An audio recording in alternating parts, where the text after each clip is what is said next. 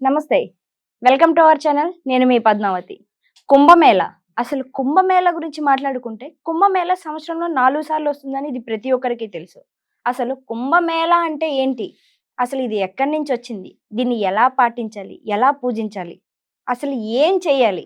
దీని గురించి ఎవరికైనా తెలుసా? పోనీ ధూపదీపాల గురించి తెలుసా?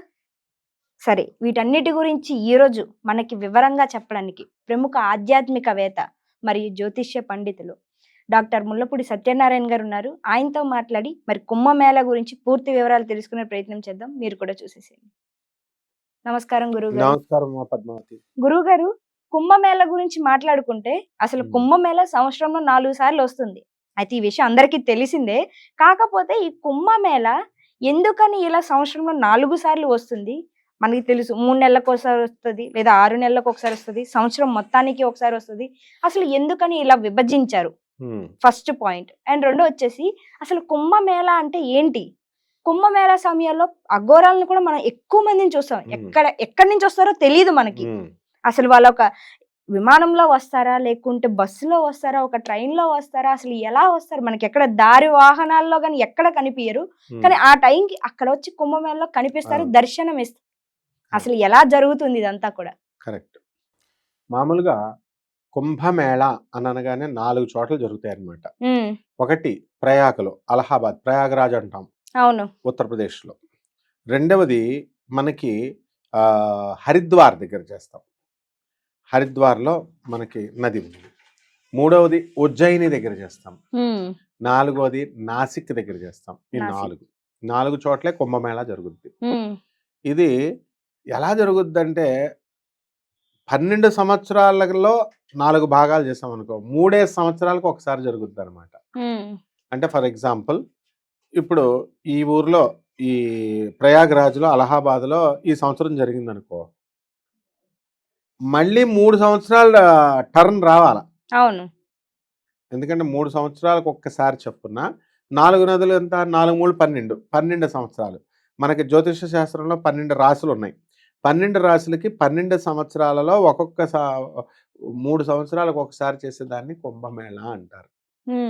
కుంభము అంటే కలశము అని అర్థం. అవును. ఎలా వచ్చిందంటే కుంభరాశి అని కూడా అర్థం. చెప్తాం, ముందు కలశం స్టోరీ చెప్తాం. దేవతలు దానవులు ఇద్దరు కొడేసుకుంటున్నారు. కొట్టేసుకుంటుంటే దేవతలందరూ చచ్చిపోతున్నారు, ఓడిపోతున్నారు. మొత్తం మీద ఎలాగోలాగా మొత్తం మీద శ్రీ మహావిష్ణువు దగ్గరికి వెళ్తే సముద్రం మదనం చేయమన్నాడు. సముద్రం మదనం చేస్తే అమృత కలశం వచ్చింది. అమృత కలశం వచ్చినప్పుడు ఇది మాకు కావాలా అని మళ్ళీ కూడా వేసుకుంటున్నారు దేవతలు, రాక్షసులు.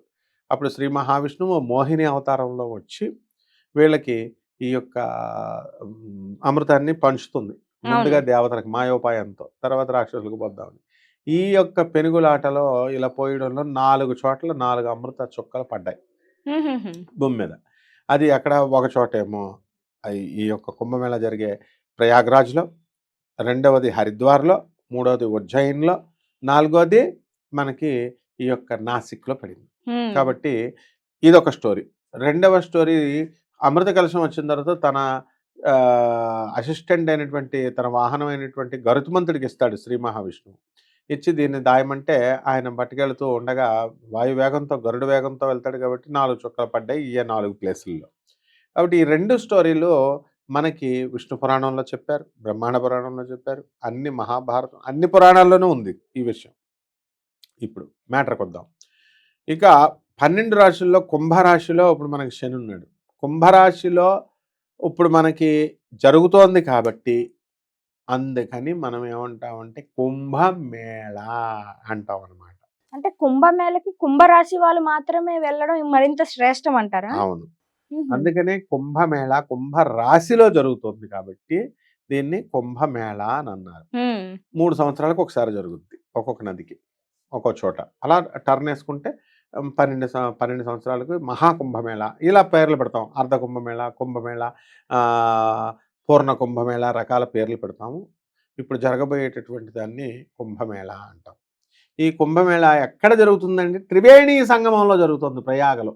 ప్రయాగ్రాజ్ అంటే అలహాబాద్, ఇంతకు ముందు జవహర్లాల్ నెహ్రూ పుట్టింది కాశీకి దగ్గరలో. కాబట్టి ఇప్పుడు జనాలు ఏం చేస్తారు, కాశీలో జరుగుతున్నట్టుగానే ఇంకా ఇది కాబట్టి ప్రచారం కాబట్టి చక్కగా వచ్చిన వాళ్ళు కాశీకి 3 గంటలు జర్నీ చేస్తే చాలు ట్రైన్‌లో. ఓ 2.5 గంటలు చేస్తే చాలు కాశీ వచ్చేస్తుంది. సో, ఈ కుంభమేళాకి గంగా, యమున, సరస్వతి నదులు 3 నదులు కలిసి సంగమం కలుస్తాయన్నమాట. త్రివేణి సంగమం అన్నారు దాన్ని. గంగా నది, యమునా నది మనకు కలుస్తాయి. సరస్వతి మాత్రం కనబడదు ఎవరికీ. అంతర్వేది లోపలగా అంతర్వాహిని లోపల నుంచి వస్తదనమాట. వచ్చి అండర్‌గ్రౌండ్ భూమిలో నుంచి వచ్చి అలా పైకొచ్చి మొత్తం 3 నదులు కలిసే చోటని త్రివేణి సంగమం అంటారు. ఇది ప్రయాగ్‌రాజ్‌లో జరుగుతుంది. హుహు. కాబట్టి అక్కడ ఎవరైతే ఈ యొక్క కుంభమేళా సమయాల్లో స్నానాలు చేస్తారో, పుణ్య స్నానాలు, హ్మ్. వాళ్ళందరికీ కూడా మోక్షం లభిస్తుంది అని చెప్పారు. ఈ లెక్కన మొత్తం అక్కడికొచ్చే లక్షల లక్షల జనాలొస్తారు. అందరికి మోక్షం వస్తే భూలోకం ఖాళీ అయిపోద్ది. అవును. అక్కడ స్వర్గలోకం ఏమి ఇంకా ఫుల్ స్వర్గలోకం ఆ! అసలు ఫుల్ ఫుల్ అయిపోతది ఇంకా. అయిపోతది. జైళ్ళకే ఖాళీలు లేవు. అట్లా అది రాదనమాట. అందరికీ రాదది. అట్లా చెప్తాం. ఎందుకంటే అంత డెడికేటెడ్‌గా, అంత నమ్మకంతో, అంత భక్తితో చేసేవాడికి, అంత పరిణతి, వాడి కర్మలన్నీ పరిపక్వమైన వాడికి మాత్రమే వస్తది. ఎవడో ఒకడుంటాడు. హ్మ్. కాబట్టి ఈ యొక్క కర్మల్ని, పాపాల్ని నాశనం చేసేటటువంటి శక్తి ఈ యొక్క త్రివేణి సంగమానికి నదులకున్నాయి. మానవుడు ఏం చేస్తాడు? నదులను పూజ చేస్తాడు, పర్వతాలను పూజ చేస్తాడు, ప్రకృతిని పూజ చేస్తాడు. చెట్లని, రావి చెట్లని, అశ్వత్థ వృక్షం అంటాము. తర్వాత ఈ యొక్క మేడి చెట్లని, ఔదుంబర వృక్షాలని పూజ చేస్తాం కదా! అలా ఈ కుంభమేళా సమయంలో నదులను పూజ చేస్తాం. కాబట్టి హ్మ్. అందుకనే మనము పసుపు, కుంకుమ, అక్షతలు వేసి అగరబత్తీలు వెలిగించి అక్కడ నది పూజ చేస్తారు. నదులకి హారతిస్తారు. ఇక్కడ ఈ అవును. క్షేత్రంలో గంగా, యమున, సరస్వతి ముగ్గురు నదులకు కూడా హారతిస్తారు ఇక్కడ. అది స్పెషాలిటీ. కాబట్టి ఇప్పుడు మొత్తం అంతా కూడా నిండిపోతది కంప్లీట్‌గా. కాశీ వెళ్ళాలి అనుకున్న వాళ్ళకి కూడా చాలా కష్టం. ఇప్పుడు ఏ డేట్స్‌లో జరుగుతుందండి అంటే, ఈ 2025 సంవత్సరంలో జనవరి 13వ తేదీ నుంచి జరగడం ప్రారంభం అవుతుంది. హ్మ్. ఎప్పటి వరకు జరుగుతుంది అండి అనంటే, మనకి ఫిబ్రవరి 26వ తేదీ 2025 సంవత్సరం వరకు జరుగుతుంది. హుహు. దీనికి విపరీతంగా ఒక 40 రోజుల పాటు జరుగుతుంది కాబట్టి, అన్ని ఘాటీల దగ్గర మంచి బందోబస్తు ఏర్పాట్లన్నీ చేస్తారు. సాధారణంగా మనం ఏమనుకుంటాం అంటే, నేను ప్రతి సంవత్సరం వెళ్తామనమాట నేను. మొత్తం 200, 300 మంది భక్తుల్ని హ్మ్. ఫ్రీగా మేము తీసుకెళ్ళి మా స్టూడెంట్ ఏజినప్పటి నుంచి ర్యాలీస్ నిర్వహిస్తూ ఆనంద్ మార్గ్ తరపున మేము వెళ్ళేవాళ్ళం. అప్పుడు అక్కడ నేను అబ్జర్వ్ చేశాను. ఏదో నది ఒడ్డున స్నానం చేసేయచ్చేమో అనుకుంటాం. కాదంత ఈజీ కాదు. జేబులో డబ్బులు లేకుండా ఎళ్తే అక్కడ బుక్ అయిపోతాం మనం. ఆ హ్మ్. పడవలోళ్ళు ఏం చేస్తారంటే, ఒక్కొక్క పడవకి ఒక టార్గెట్ పెట్టుకుంటారు రూ. 500. హ్మ్. మనల్ని ఎక్కమంటారు. రూ. 100 మనం ఎక్కేస్తాం మనం. ఎక్కేసిన తర్వాత నది మధ్యలో ఆపేసి వాడు కొంచెం ముందు తీసుకెళ్ళి మర్యాదగా ఇస్తావా 500 లేకపోతే నీకు నేను తీసుకెళ్ళనంటాడు. నోరు మూసుకొని మనం 500 ఇవ్వాలి. అలాంటి మోసాలు ఎక్కువ ఉంటాయి అక్కడ. కాబట్టి వాడి టార్గెట్ ఒకటే. ఒక పడవకి మినిమమ్ 500 రావాలి. కాబట్టి 500 నువ్వు ఐదుగురు ఎక్కండి. లేకపోతే ఒకడి దగ్గరే వసూలు చేసేస్తాడు మొహోటం లేదు.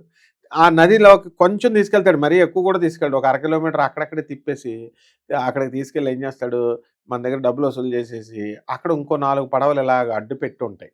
అడుగు పెట్టిన చోట ఇలాగ మనల్ని తాడు కడతారు. ఆ తాడు పట్టుకొని అవతల పడవలో ఇక్కడ బట్టలు పెట్టేసి అక్కడ దిగేసి స్నానం చేయమంటాడు. ఆ గొలుసు చైనో, తాడునో పట్టుకొని స్నానం చేయమంటాడు. స్నానం చేసినందుకు వాళ్ళకి మళ్ళీ డబ్బులివ్వాలి.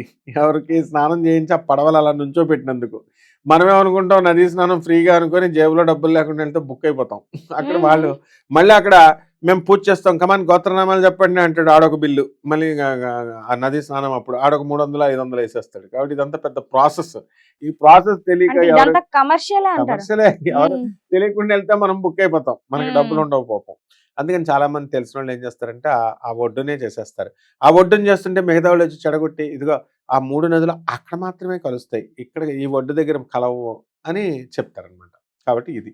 ఇక్కడ ఈ ప్రకృతిని పూజ చేసేటటువంటి పూజ కాబట్టి దీనికి మళ్ళీ మనకి ఈ సర్వ భక్తులందరూ తెగొచ్చేస్తారు. ప్రపంచవ్యాప్తంగా వస్తారు. కేవలం ఇండియాలోనే కాదు. ఇది భోగభూమి, పుణ్యభూమి.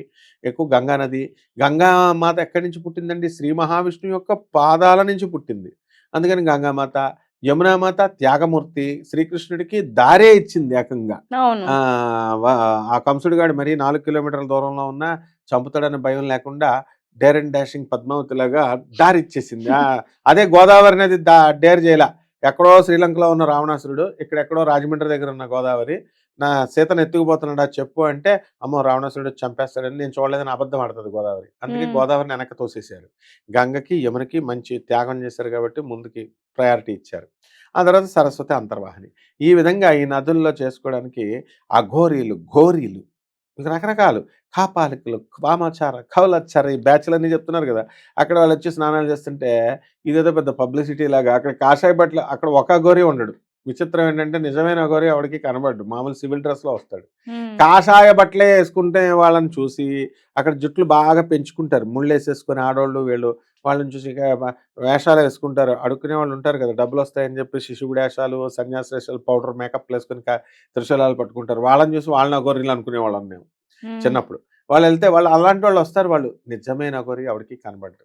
హ్మ్. అదనమాట. అక్కడ ఎవరు వాళ్ళని చూసి అఘోరీలని చెప్పుకొని వీళ్ళంతా బిల్డప్‌లు ఇస్తారు. అమ్మో! అఘోరీలొచ్చేస్తున్నారు. అమ్మో! నాగసాధువులొచ్చేస్తున్నారు. అమ్మో! ఈ సాధువులొచ్చేస్తున్నారు అని చెప్పుకుంటమే. అక్కడ ఎవడికి ఎవడేమంటే తెలీదు. మళ్ళీ, మళ్ళీ పబ్లిసిటీ ఇదేదో పెద్ద వచ్చేసారు, స్నానం చేసేసారు, మాయమైపోయారు. ఏంటి ఆళ్ళు మనుషులు కాదా ఆళ్ళు? ఆడ కొంచెం సేపు ఉండరా? ఆళ్ళేమన్నా ఇక్కడ మాయమైపోయి అలాగా వెళ్ళిపోతారా? బస్ ఎక్కరా? ఆటో ఎక్కరా? రైల్వే స్టేషన్‌కెళ్ళరా? లేకపోతే ఫ్లైట్ స్టేషన్‌కెళ్ళరా? ఏదోకటి ఎళ్ళాలి కదా! ఎందుకు మాయమైపోతారు? కాబట్టి అక్కడ ఉంటారు వాళ్ళంతా. పబ్లిసిటీ అట్లాగా క్రియేట్ చేసుకుంటాం అనమాట. మనుషుల్లో మనలో మనమే. ప్రాక్టికాలిటీకి దూరంగా చెప్పుకుంటాం. హ్మ్. అలాగే ఈ యొక్క గంగా హారతి, యమునా హారతి, సరస్వతి హారతి ఇవన్నీ జరుగుతాయి. అక్కడ ఎవరు పుణ్యం కావాలనుకుంటే అక్కడ వాళ్ళొస్తారనమాట. అందులో ఈ సంవత్సరము పావులూరి మంజూష అని జెప్పేసి నార్త్ కరోలినా నుంచి చార్లెట్ నుంచి చీఫ్ గెస్ట్ కింద ఆనంద్ మార్గ్ ఆశ్రమం చీఫ్ గెస్ట్ కింద వస్తుందనమాట. హ్మ్. ఈ యొక్క దీంట్లో ముఖ్య అతిథుల కింద వస్తారు. అంటే గెస్ట్‌లనమాట వీళ్ళంతా. భారతీ తీర్థస్వాముల వారు ఎలాగైతే మనకిక్కడ జరిగే కార్యక్రమాలకి అవును. స్టేట్ గెస్ట్ ఆయన. అంటే సౌత్ ఇండియాకి 3 స్టేట్ శృంగేరి వాళ్ళు సౌత్ ఇండియాకి 3 స్టేట్‌లు ఎక్కడికైనా వస్తే పోలీసులు వాళ్ళంతా గూడా బందోబస్తు ఇస్తారు వాళ్ళకి గెస్ట్‌లకి. హుహు. కేరళ, తమిళనాడు అండ్ ఆంధ్ర, తెలంగాణ ఇప్పుడు 4 స్టేట్‌లకి గెస్ట్ ఆయన. హ్మ్. కర్ణాటక నుంచి వచ్చాడు కూడా. అట్లా వీఐపీలొస్తారు. మామూలు అందరొస్తారు. స్నానాలు చేస్తారు. దానిదేముంది పెద్ద. కాబట్టి ఈవిడ వచ్చిన తర్వాత ఆవిడ ప్రోగ్రామ్ ఎలా అంటే జనవరి 9థ్‌కొస్తారు. ఢిల్లీకెళ్తారు. తర్వాత 9థ్ తర్వాత 13థ్‌కి ఎప్పుడో అక్కడ అది చేసేసిన తర్వాత అక్కడి నుంచి కలకట్టా ఎళ్తారు. ఆనంద్ మార్గ్ లేక్ గార్డెన్స్‌లో ఉన్న బాబా క్వార్టర్స్ ప్రభాత్ రంజన్ సర్కార్ ఆనంద్ మార్గ్ బాబా క్వార్టర్స్‌ని సందర్శిస్తారు. తెల్జలో ఉన్న బాబా ఆశ్రమాన్ని సందర్శిస్తారు. ఇలా ప్రోగ్రామ్స్ ఉంటాయి. కాశీ టెంపుల్ చూస్తారు. సో, ఈ యాత్రలకొచ్చేటటువంటి వాళ్ళంతా గూడా చక్కగా కాశీ వెళ్ళి, హ్మ్. మనం విశ్వనాథుడిని దర్శనం చేసుకోవచ్చు. అంత కాశీ అంతా ఫుల్ బిజీ బిజీగా ఉంటది. అందుకే టికెట్లకి ముందే ప్లాన్ చేసుకోవాలి. ఎవరైతే ప్రయాగ్‌కెళ్ళేవాళ్ళో ఇప్పటి నుంచే బుక్ చేసుకోవాలి. ఫుల్ బిజీగా ఉంటుంది. వీళ్ళు బస్సుల్లో వచ్చేయొచ్చు కదా అనుకుంటే వాళ్ళేం చేస్తారంటే మోసాలు చేస్తారు. మేము కూడా మోసాలు పోయాం. అందుకని హ్మ్. చెప్తున్నాం. తీరా అక్కడ కాశీ నుంచి స్టార్ట్ అయిన తర్వాత నాగపూర్ దగ్గర వదిలేస్తారు మనల్ని. 8:30 వరకు. బస్ టికెట్ ఏమో హైదరాబాద్ వరకని ఇస్తాడు. ఇచ్చి డబ్బులు కట్టించేసుకుంటాడు. బెడ్ ఇస్తాడు, అన్నీ ఇస్తాడు బానే ఉంది. అక్కడ మానేసి అక్కడ దించేసి మనల్ని ఎనకాల మీకు ఇంకొక అరగంటలో వస్తది బస్సు కూర్చోండి అంటాడు. అరగంట కాదక్కడ. 8కి వదిలేస్తే మధ్యాహ్నం 3:30కొస్తది. మనలాంటి బ్యాచ్ వాళ్ళని ఇంకో 30 మంది అక్కడ ఉంటారు. అంటే ఆళ్ళు మనకంటే ముందు వదిలేసినోళ్ళు. కాబట్టి దీనికి కారణం ఏంటంటే ఉత్తరప్రదేశ్ ప్రభుత్వం, బీహార్ ప్రభుత్వాలు సరిగ్గా మనకులాగా రోడ్ ట్రాన్స్‌పోర్ట్ లేదు. గవర్నమెంటే కాదు. ప్రైవేటే కాబట్టి వాళ్ళు ఇష్టం వచ్చినట్టు చేస్తారు. చాలా ఇబ్బందులు పడతారు ప్రజలు. అందుకని మనం ఈ వీడియో ద్వారా వాళ్ళకి చెప్పాలనమాట. బస్సుల్లో వెళ్ళొద్దు. బస్సుల్లో వెళ్ళినా ఇదిగో మర్నాడికే టికెట్ బుక్ చేసుకుంటే బుక్ అయిపోతారు వీళ్ళు. హ్మ్. అవతలోళ్ళ ఆ టికెట్ వేస్ట్ అయిపోద్ది. ట్రైను ఒక రోజులో వెళ్ళిపోవచ్చు కదా! అని ఏదో ప్లాన్ చేసుకుంటారు. ఆ ట్రైన్ పోద్ది. 2 డేస్ మినిమమ్ పడతది కాశీ నుంచి రావాలంటే హైదరాబాద్‌కి. అలాగే కాశీకి వెళ్ళాలన్నా ఇదంతా చాలా బిజీ షెడ్యూల్ అనమాట. లక్షల లక్షల మంది వచ్చేస్తారు కుంభమేళాకి. సో, అంత పరమ పవిత్రమైనటువంటి ఈ నదిలో స్నానం చేస్తే సర్వ కోరికలు తీరిపోతాయి. మెయిన్‌గా రవి సంక్రమణము, తర్వాత సూర్య సంక్రమణము ఇలాంటి సంక్రమణాలుంటాయి కదా! పౌర్ణమి, హ్మ్. అమావాస్య అని.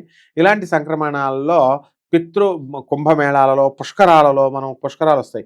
అక్కడ పితృదేవతల శ్రాద్ధాలు పెడతారు. అంటే మన పూర్వీకులకి ఎవరైనా సరే యాక్సిడెంట్‌లో చచ్చిపోయినా, లేకపోతే పంతుళ్ళు 2గా చచ్చిపోయిన దగ్గర నుంచి ఇప్పుడు పంతుళ్ళ బిజినెస్ ప్యాకేజ్ ఎలా ఉందంటే, చచ్చిపోయిన దగ్గర నుంచి లాస్ట్ వరకు 11 రోజులు ప్యాకేజ్ మాట్లాడతారు 2,00,000. ఆ తెలలు అవన్నీ కూడా ప్యాకేజ్ అన్నీ పార్సెల్ చేసుంటాయి. ఏది తెలలు, ధాన్యాలు, దానాలు, కందులు, గిందులు ఇవైతే ఏమన్నాయో శని దోషాలకి, నల్ల నువ్వులు అయన్నీ ప్యాకేజ్ అనమాట. భోజనం కూడా వాళ్ళే ఆ 11 రోజుల తర్వాత భోజనం పెడతారు. 30 మందికి భోజనం ప్యాకేజ్. అక్కడ వీళ్ళ అసిస్టెంట్స్ ఉంటారు. అక్కడ అమెరికాలో నుంచి యెస్ అని అనగానే ఇక్కడ విజయవాడ ఆహ్, ట చ చెరువు నది దగ్గరో లేకపోతే గోదావరి నది దగ్గరో ఇలా వాళ్ళుంటారనమాట. వాళ్ళుండి వాళ్ళేమో ప్యాకేజీలు పుల్లలు సామానంతా విత్ సామాన్ అని మాట్లాడతారు. వాళ్ళు ప్యాకేజ్ మాట్లాడుకుంటారు. ఈ ప్యాకేజీ వ్యవస్థ ఇప్పుడు కుంభమేళాలో ఉంటదనమాట అక్కడ. హుహు. కాబట్టి వీళ్ళకి భయపడిపోయి మనం 2,00,000 మేమెక్కడిస్తాంరా బాబు చచ్చిపోయినోడికి అని జెప్పేసి పంతోళ్ళకి భయపడిపోయి, ఆ రేట్లకి భయపడిపోయి చాలామంది పిండాలు పెట్టడం మానేస్తున్నారు పాపం. ఎందుకు మామూలుదంటే సింపుల్‌గా చచ్చిపోయిన తర్వాత ఏం ఖర్చు పెడతారమ్మా తల్లిదండ్రులకి. అందుకని అలాంటి మధ్యలో వదిలేసినటువంటి ఇలాంటి కార్యక్రమాల వల్ల పితృదోషాలు ఏర్పడతాయి.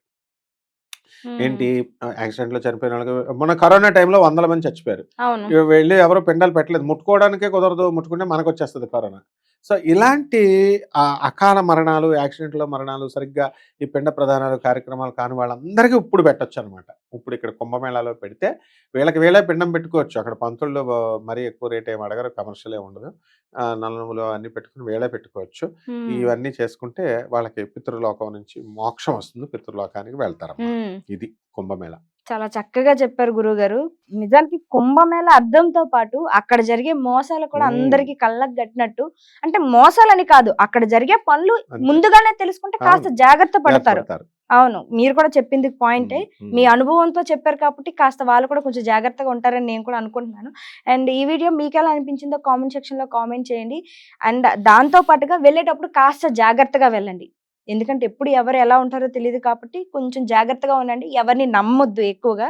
అదే చెప్పాలనుకున్నాం ఈ వీడియో ద్వారా మేము. అండ్ ఈ వీడియో మీకెలా అనిపించిందో ఖచ్చితంగా కామెంట్ సెక్షన్‌లో కామెంట్ చేయండి. ఇలాంటి మరెన్నో వీడియోస్ మీకు ఎప్పటికప్పుడు రావాలంటే ప్లీజ్ సబ్స్క్రైబ్ చేసుకోండి, లైక్ చేయండి, షేర్ చేయండి.